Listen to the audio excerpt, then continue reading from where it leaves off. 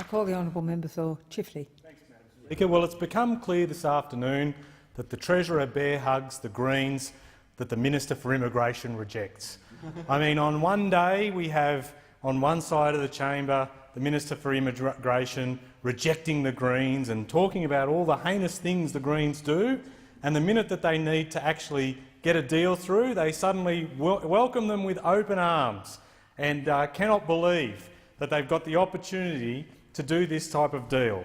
It is unbelievable, and for the Greens to think that this will lead to a bold new era of transparency, I'd hate to actually have them, in their own actions, reinforce the view that they're economic fringe dwellers, but their own actions actually just do that if they think this government's committed to transparency.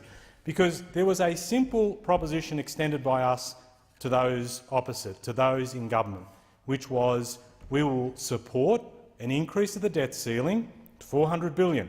And if you wanted to go beyond that, be transparent, table my EFO and let the public know the state of the books. That was the simple test of transparency that they've refused to meet. And when are they tabling my EFO? They'll table it next week. When? After the Australian Parliament goes into recess for the break. So the Greens are all after transparency, but not if it actually involves the most official document, which is my EFO. And what this is really about is not transparency. This is not about being upfront. This is not about having a conversation, that well-worn phrase, having a conversation with people about debt. This is about one thing and one thing only. It is about Joe Hockey, the Treasurer, avoiding coming back here to explain that all the bravado and all the bluster that they engaged in pre-election cannot be matched by post-election performance. They are unable to demonstrate why, when they said that if debt's the problem, more debt's not the answer, they cannot deliver a strand of logic that actually says why this is the case. And while the parliamentary secretary to the Treasurer has to sit here on his own defending the case of the government, it's very hard.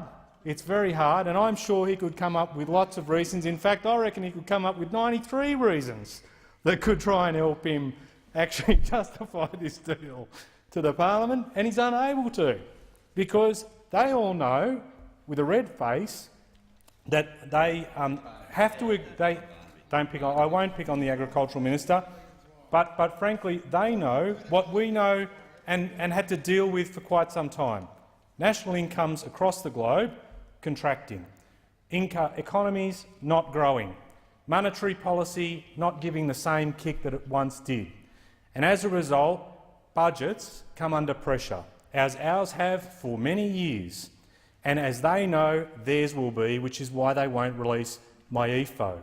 And so in an effort to avoid actually describing to people and admitting to people that their bluster before the election on surpluses, because remember, Madam Speaker, that side of the chamber made a commitment that they would get to surplus in 1 year.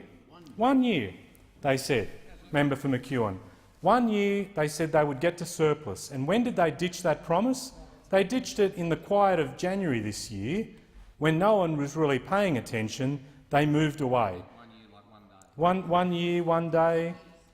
Exactly. It gets measured in a quantum that us mere mortals can't understand.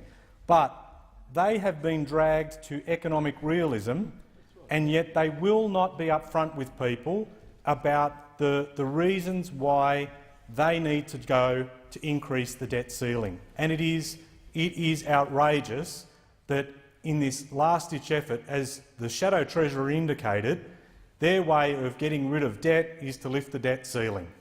I mean, it is preposterous logic. It does not sit at all with the rhetoric used before the election, and they should be explaining fully why they are going to this position, and they shouldn't just back it up with words. They should back it up with the numbers contained in my EFO, and do it this week.